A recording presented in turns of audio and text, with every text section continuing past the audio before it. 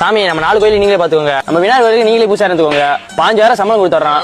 அது போக தட்டுல உள்ள காசு நீங்களே எடுத்துக்கோங்க. ரொம்ப சந்தோஷம் சாமி. அப்புறம் என்ன சாமியை கும்பிட்டு கோவில் சேவை அப்புறம் தம்பி கையில கொடுத்து விட்டுருவான். யார் வந்திருக்கா சொல்லு. விநாயகர் வந்திருக்கா. விநாயகரா? ஐயோ அவசரப்பட்டு விநாயகர் சொல்லிட்டோமே. சரி கூட சமாளிப்போம். கருப்பே வருவாரு காலி வரேன். இதெல்லாம் புதுசா விநாயகர் வந்திருக்காரு. இது ஒரு நல்ல கேள்வி. அவன் உருவத்துக்கு ஏத்த மாதிரி தான்டா சாமி வரேன்.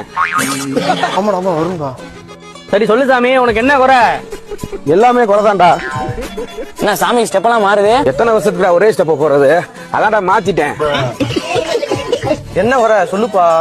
ஏண்டா சாமி முடுன்ற வரல 4 கொலை கட்டி வைக்கிறீங்க, அதையும் 4 தீட்டு போறேன்டா. துண்டலை மட்டும் வச்சுட்டு போறீங்க. திண்டு ஒரே கேஸ் ட்ரபிள்ரா. வேற எதுவும் குறை இருக்கா சாமி? என் சன்னதிக்கு வேற யாரோ களவாணி பையில பூசாரியா போடுறாம்டா.